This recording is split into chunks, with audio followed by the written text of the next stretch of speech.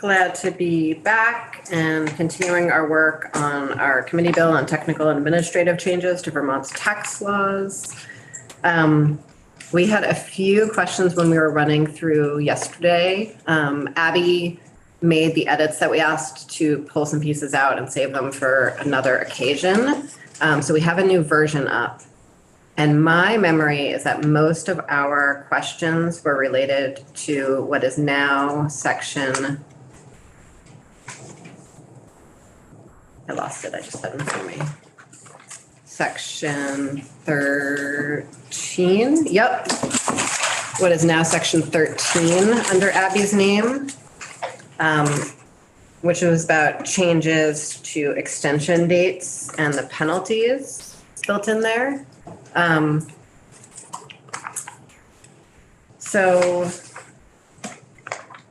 guess I'm wondering if Jeff, you were interested in going first. Sure. Jeffrey, excuse me.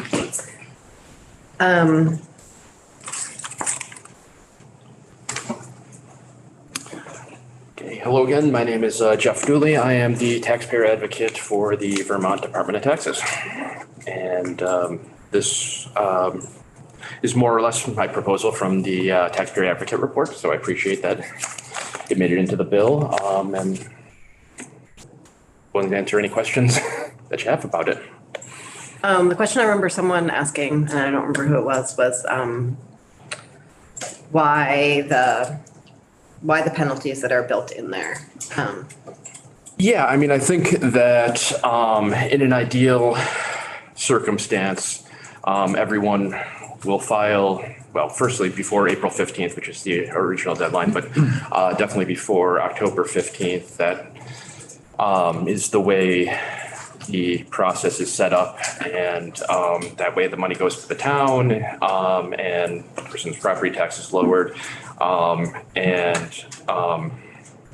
I think the penalty is because when they do file between October 15th and March 15th under this proposal, there would be an administrative cost. Someone would have to go in and if there's an error on the return or claim, that could work list. There is also some additional IT considerations of keeping the filing period open for a prior year into the next year, where people will be filing the subsequent year's property tax credit claims. And we do have this for other tax types. We have even if someone is getting a refund, we have a $50 late filing penalty for personal income tax. And then we also have other interest and penalties if the person owes money. Obviously, no one would have to owe money under this program, but I think we want to really encourage people to get their property tax credit claim in before that October 15th deadline. This is more of a safety net than an additional option of when they can file. And we want them to see it as such. So I think we wanted to sting a little bit, but not be as catastrophic as it is currently. So I think that's the mentality of having the penalty in there. And I appreciate you explaining that. When you just described it as a safety net, my memory of part of what you were describing before is that we almost always sort of grant this. It's just that it becomes a larger administrative project because we're sort of doing it with the support of the discretion of the commissioner, and then right, it has more paperwork than is more suffering and paperwork than is necessary, given that you say yes. Correct. And usually we impose a $250 penalty. This will be more streamlined, which was part of my thinking when reducing it to 150. And I should note, in certain circumstances where there is, an extraordinary case where the person had medical issues or there was something that really went off the rails that wasn't their fault, we don't impose the penalty, and that ability will still be in place here. The commissioner always has the ability to waive or abate penalties. So in circumstances where it will be a significant financial hardship to someone, or there was some sort of medical issue or some other issue that caused the late filing, we would still be able to look at those cases on a case-by-case basis and waive the penalty. This is just for the average person who, for whatever reason, just missed the deadline, to account for the additional administrative burden, as well as, kind of encouraging them to meet that deadline in subsequent years. Okay, great, thank you. Yeah, Representative. In that same section, number 3, you want the property tax credit shall not alter the grand list. How does the tax credit how can it alter a grand list? Well, I'm definitely not an expert on the grand list, but my understanding is that the property tax credit is reflected on the grand list. So if I don't know how it is how is it reflected on the grand list? I believe that you can see someone's property tax credit and their adjusted. No, you can see their property tax and their adjusted property tax, or whatever you want to call it, after the property tax credit on the grand list, so you can see what they're paying. So So it's not affecting the value of the grant. I see the grand list as a list of all the value of all the property in the municipality. So the credit doesn't affect the value of the property. no, but I do believe that these numbers appear on the grand list. So if when the town creates the grand list, it has the property tax credit is a number on there. So basically what is the main point of this is that the town does not have to do anything after this October 15th deadline, that the grand list is as it is on October 15th. And just because we issue a property tax credit in January, they don't have to go in and alter their records to reflect that we issued this to the taxpayer. Okay, so it's just a matter of changing, the credit is listed on the grand list having nothing to do with the value of the property. Correct. And you don't want them to have to go back and revise the credit. Yeah, the purpose of this is to make sure that the municipalities don't have any responsibility that they don't currently already have. So after October 15th, they don't have to worry about what happens between the department and the taxpayer. That's just between us. They don't have to alter any of their records. They don't have to change anything. This is just a closed loop between the department and the taxpayer. So it's basically to allay any concerns that the towns may have, that they have to take on an additional responsibility because of the extension of this deadline. I really appreciate you building that assurance into this process.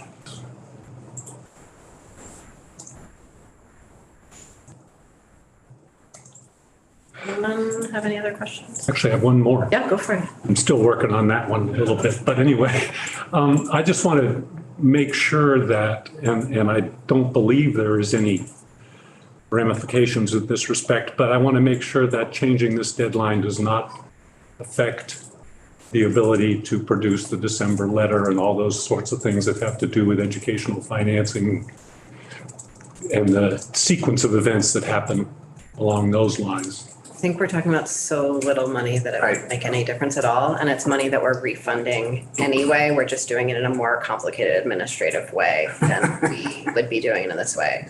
Okay. Same, my understanding from you, and Commissioner Volio can back this up when he sits down, is that we're not actually moving any money, any more or less money than we were moving around before. It's just that we're doing it with slightly less headache for the taxpayer and the department with this change.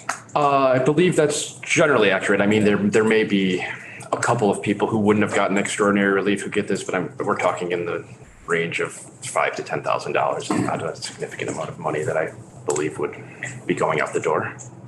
But we do want to make sure it's something that, I mean, that's why the 150 kind of keeps people from taking too much advantage of the extension. Mm-hmm.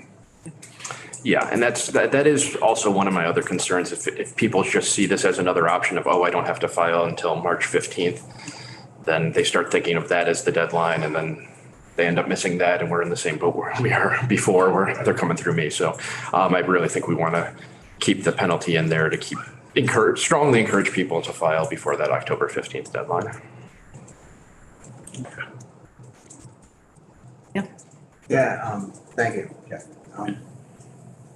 I'm encouraged to find that there's less resistance to doing this than there has been in previous years when it's, oh, we don't want to do this, it's too complicated, and stuff like that. And it also, with regards to your question, Representative Taylor, since I'm being formal, is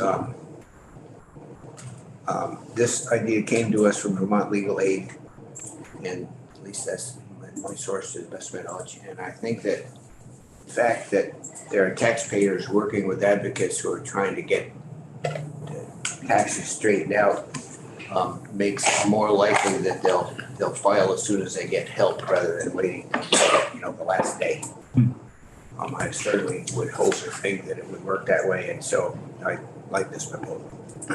And I believe this was a request both from your office, Yeah, your advocate, as well as legal aid. a version of this has been in prior taxpayer advocate reports, and then I've had conversations with legal aid in the past year where they've gotten on board with it as well. Cool. I'm wondering if, Abby, you want to jump in and share any reflections on the conversation we just had?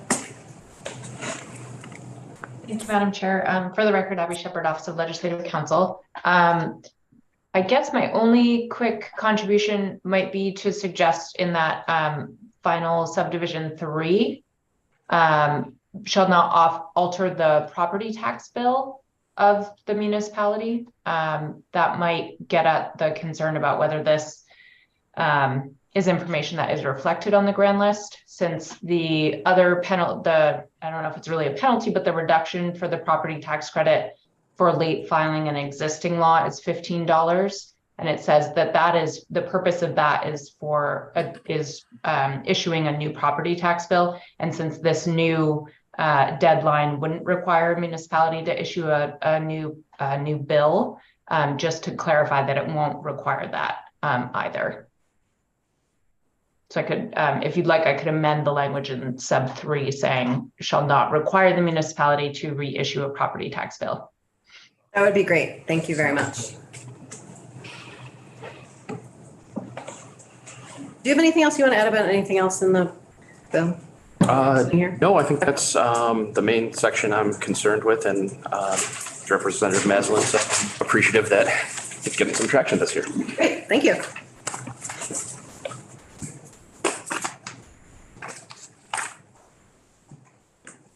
I think I jumped the line for a second there. I'm sorry, Karen. Do you want to weigh in on this particular piece of language or anything else in the bill? Thank you, Karen Horn with the Vermont League of Cities and Towns. This language looks good to us. I think the proposal that Abby just made would be helpful. And the important piece that I'm hearing from the clerks and treasurers is that after October 15th, the credit would be issued directly to the claimant, and it would not alter anything that the municipality is obligated to do. And then, Madam Chair, if I could just comment really quickly on section 14. Yeah, absolutely. So the language that's being added in sub B, starting on line 6, talks about the commissioner shall prepare and supply each town notices, including eligibility requirements and deadlines for inclusion in property tax bills.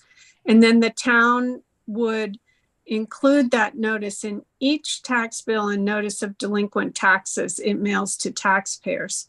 So we just want to make sure that the committee understands that that's a lot of different mailings. If you have more than one installment of property taxes. It would need to be included in all the tax bills. A town has property taxpayers. It doesn't have them broken out by residential, non-residential. So the notice would have to go to all people who get a property tax bill. And if that required additional postage or anything, that would be on the town as well, the way it's written right now. When we were talking about this last week, it led to a pretty substantial conversation around all the information that's already on the back of the property tax bill and sort of how incomprehensible that is. Yes. Which is one of the reasons that they're asking for something in plain language.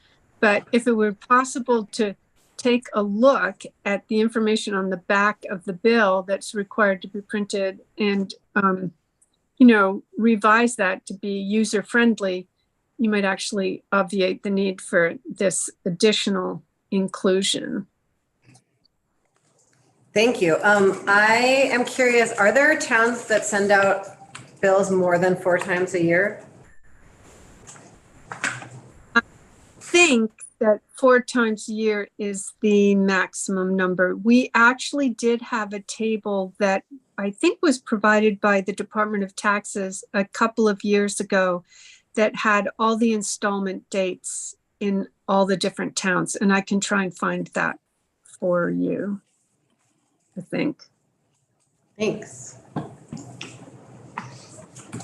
Did you have something or not? I just, we collect 4 times a year, but there's only one mailing, and in essence, One bill. they're tabs for each of the 4 dates, so there's not a multiple mailing. I'm puzzled about that. Karen, I believe that was a question for you.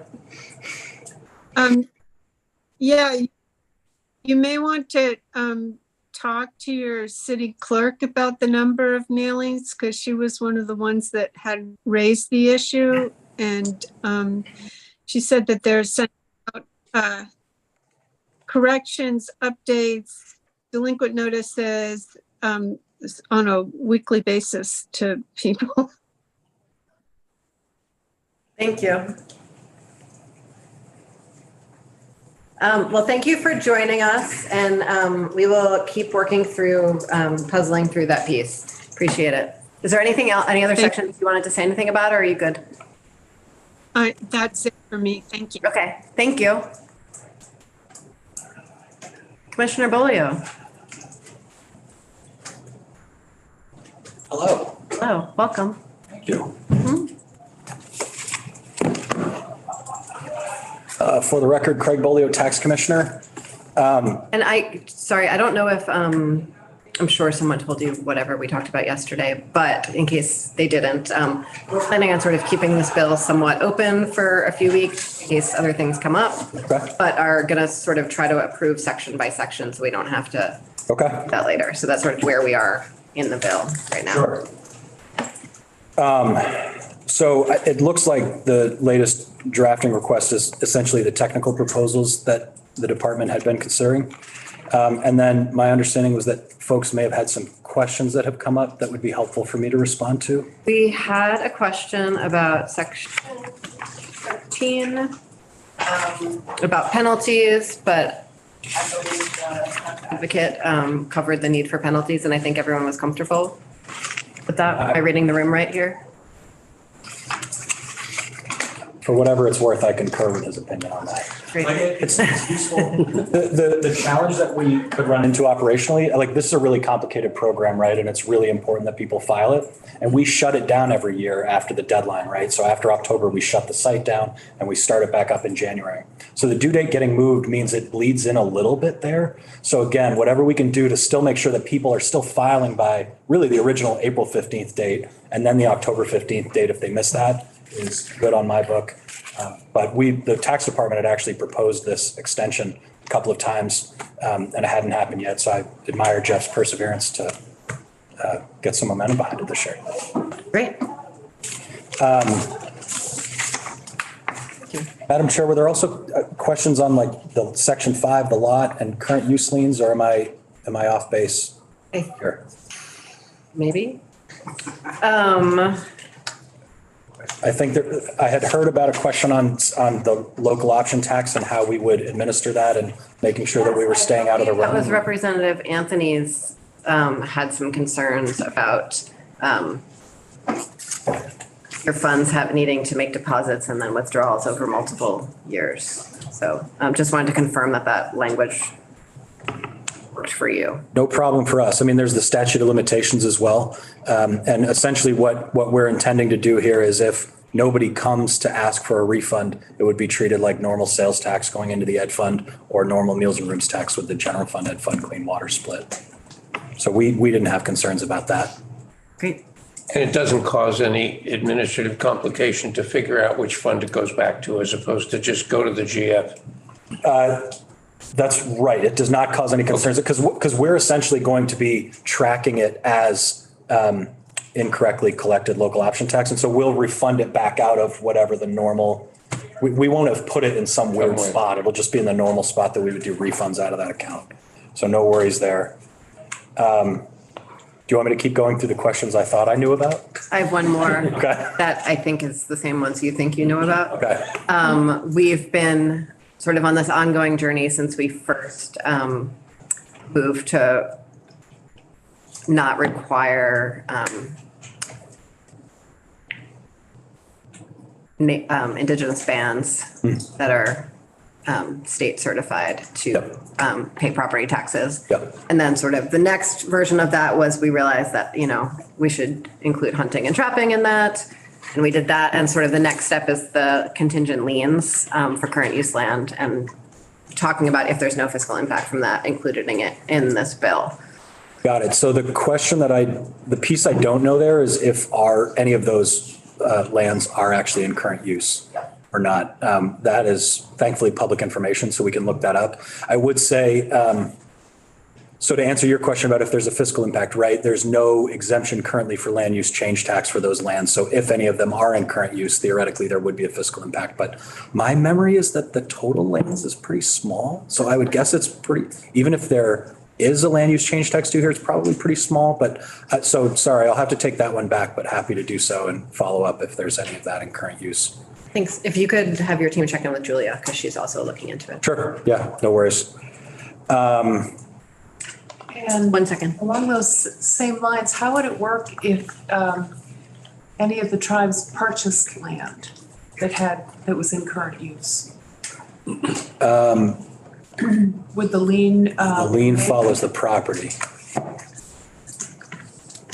Yes. I think that would be impacted There's no way here. to get out of it because they're an indigenous tribe? Not under current law, I don't believe. I think that would need a new change in statute. So from what you said just before this, then the only reason they would not have to pay on a lien is because they're not in current use. But our question has to do with what if they are in current use?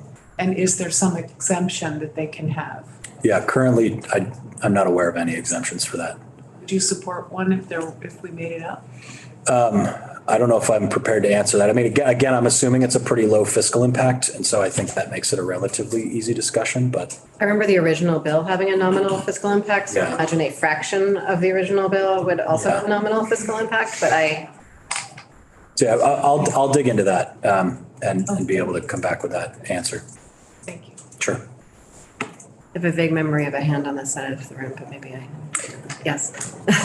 I don't know if this helps or not, but my understanding is that there is a sort of parallel exemption afforded to the state or federal acquisitions, that when the state acquires land that maybe was in current use, we currently have a mechanism to discharge that lien, and this would be sort of applying a similar concept here to land which either is owned by or would be acquired by our state recognized tribes to discharge Not that. exactly a precedent, but kind of, Quite close.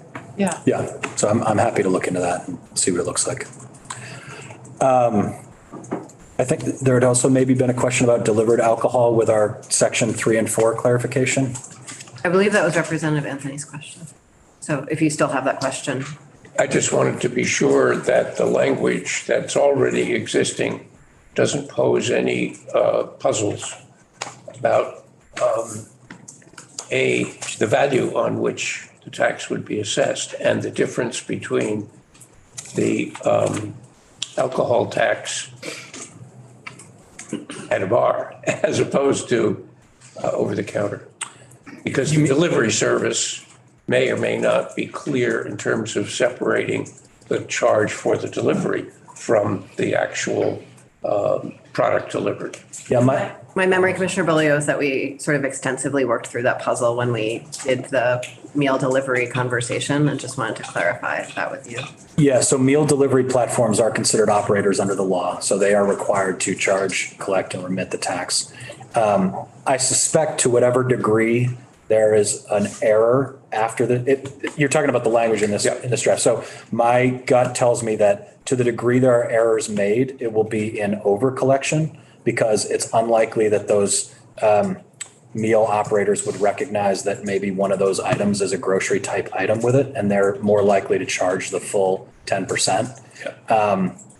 And then certainly, again, anything that's like if you made a cocktail and put a cover on it, right, that's going to be the alcohol tax, right? This is truly like sealed containers, a beer out of the cooler kind of thing. Does that clarify? Yes, okay. Yes, it does. I did have one thing that I wanted to flag in this, if I could. Section 11, and this was something that we at the tax department had not caught before, and You wait apologies for for a that. minute while we scroll. Sure. Page number? Yes, I will find that. Looking for it myself. 12, it's the bottom of 12. Perfect. Yeah, so this is the, actually, sorry, I would go to page 13, I suppose, as we get into that. So this is the child independent care credit, where we were hoping that the legislature would scale all three credits in the same mechanism. So there is on line 5, in order for the CDCC to truly function how we'd hope, we would have to cut the phrase provided in this state on line 5. So right now, the way the CDCC is working is there used to be two versions, right? The 24% for everybody and then the low income child independent care credit. The expansion that was put in last year used the low income program as the basis for the language, and that had this language in there. But the one that virtually everybody got didn't have this language. And so that's how I think it sort of snuck in there, and we hadn't seen it before. But essentially that's what's scaling that credit today, that it's only services provided in this state. But frankly, that's a really difficult compliance problem for us because we see the amount of the federal credit. We don't know how much of that is due to Vermont. So if we... Frankly, Commissioner Bolio, it's possible that I have violated tax law on this one before, living in a border town, getting childcare for the border. Let the record show. Let the record show. Don't go looking in there. Appreciate that. We have a voluntary disclosure. Yeah, so I mean, I think that's the challenge that we're hitting here, right? And so anyhow, in order for this to work as the others do, we would have to scrap that phrase. Great. Abby, did you note that? Thank you. She put her thumbs up behind you. And then Rebecca, I thought it might be worthwhile. I believe there were some questions just generally on residency, part-year residency last time. I could try to help with that, or if people feel good with that proposal to scale to 3 credits, I'm golden. I think Representative Beck was concerned about a scenario where someone lives in St. Johnsbury and works over the border full-time, not being eligible, but I think Abby clarified it for us, but you're welcome to. I think I'm good on that. Yeah, okay. Okay, perfect. Thank you. Those are all the comments I was prepared to make, but if there's anything else you'd like me to hit on this, I'm happy to. You could just say that you love the bill as drafted and you're so happy with the work we've done. Yeah, I'm good. That's not quite it. Yeah, that was Okay. It was a good New England effort. I appreciate it. New England. Thanks for joining us. Thank you very much. Thanks a lot. Over. Sure. Hope it wasn't too cold on the short walk. Oh, all good. Is it getting colder out? It doesn't feel too bad. Tomorrow today. Tomorrow's gonna feel better. Morning. 6 a.m. So committee, we have 15 minutes before we go to the floor. I would appreciate going through this section by section and just doing a thumbs up rather than a straw poll. And then maybe we can do a straw poll on the whole thing as drafted with those 2 changes Abby's planning to make. Okay, great. So here I am, section 1, starts on page 1. Any objections? Okay. You want to, I'm just gonna ask for objections, that seems easier. Section 2 on page 2. Section 3 on page 2. Section 4 on page 3. Section 5 on page 4.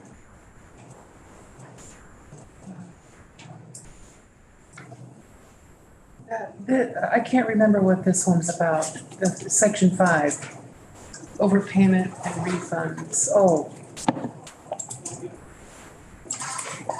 This was, the zip code problem. the operator must prove following to be eligible for a refund. Abby, do you wanna jump in for that? Yes, I don't know if I've introduced myself for the record, but Abby Shepherd, Office of Legislative Counsel. This is grouped in the same sort of category part of the bill as that zip code issue, but this issue is specific to meals and rooms tax. So it provides very explicitly that an operator must prove, so an operator is a meals or rooms tax operator. They must prove that a purchaser has been refunded before they can get a refund, or a purchaser can seek a refund from the department if tax has been incorrectly collected. Okay. Thanks for I'm asking. okay with that. Okay, thanks. Section 6 is the local option.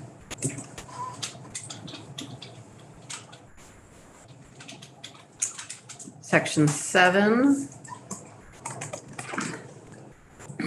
is removing a program from statute that doesn't exist anymore. Yeah.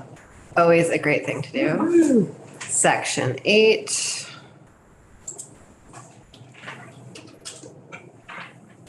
Section 9.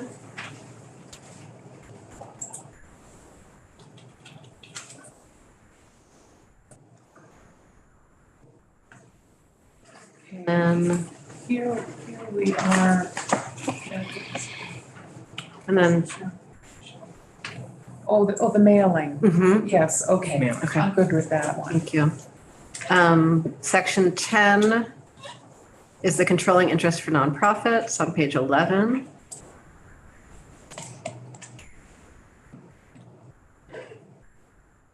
Section 11 is the child independent care credit, which we're going to make that one change to.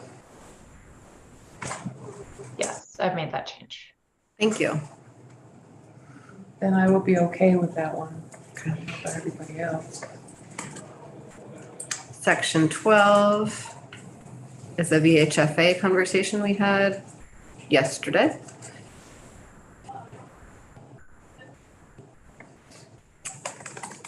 Section 13 is the property tax credit conversation we just had, where we're going to make that small tweak.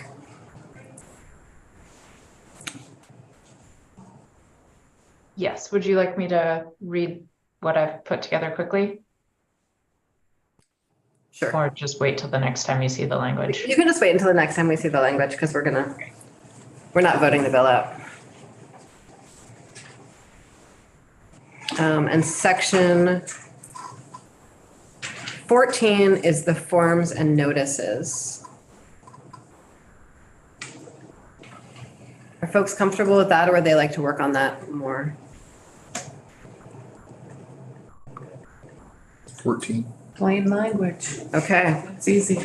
great. Okay, section 14, we're good on. Great. And then, Madam Chair, yes. may I just make one clarifying point about what this new language does? Yes. The existing requirement is for a notice to be included in any mailings for tax bills or notice of delinquent taxes, but it's only those that are mailed to taxpayers who own in that town a homestead. So it doesn't go to non-homestead properties. It's only homestead properties that would get this. Thank you. Seems like everyone's comfortable. And then if we were going to, and then section 15's effective dates. And then if we were going to add a new section that, once we get a fiscal impact report, it's not gonna be a note, it's probably just gonna be a sentence on the Native American lands and current use. Are there other folks that people would want to bring in for that part of the conversation, or would, once we have the numbers, or would that be okay to include? Yeah, Karen Horn's not on here anymore, so she's not, we should let her know about the, that final section. yeah. Okay, great, thanks. Okay. Yes, Can I jump in for 1 second? you may. Sorry. Craig Bolio, Tax Commissioner. There's one other, what I think was technical proposal that was in H-153 that I don't see in here, and I don't know if that was purposeful, which Section 7 of H-153 had an increase to the earned income tax credit, which I recognize as policy, but also had crossed out earned income, which would be part of the 3 credit scaling provisions that we were trying to do. We are gonna do another bill that does some updates to the child tax credit language and Okay. maybe some updates to earned income tax credit, and want to save that for there, so that was actually Okay, perfect. purposeful. Okay. Thank you. Thank you. I'm sorry I didn't let you know about that. All good. Okay. With that, let's do a straw poll on the language as we have it here, and next step will be to see if there are any other pieces that need to float in before we vote. Do we Yes. finalize that discussion about if there's a de minimis impact, the UVA stuff would be? We're gonna hear from Karen Horn before we make a final decision about that. Was that on that, or that was on some, that, I think it was on Was it- the change language by. Oh, which one did you want Karen in for? Was it the Native On the American? tax notice being. The tax notice. Oh, okay, Yeah. great. Okay, great. Thank you. So can you clarify Yes. where we are about? Does anyone want anyone else in if the number is de minimis for the Native American land? Current use, easement, release. Okay, great. Thank you. And Carolyn, did you have something? Or no? Okay. No, I'm good. Okay, so let's straw poll everything except for. Let's just not straw poll. We're gonna keep on working on section 14. Yes? Yes. Yes, okay, great. Sorry for the false alarm there. One hand. With your one hand. You can pass on your clerk duties until your arm is Yeah, I'd be back. happy to. Okay. At least. Yeah. Great. Thanks, everyone. Enjoy the floor. See you tomorrow morning.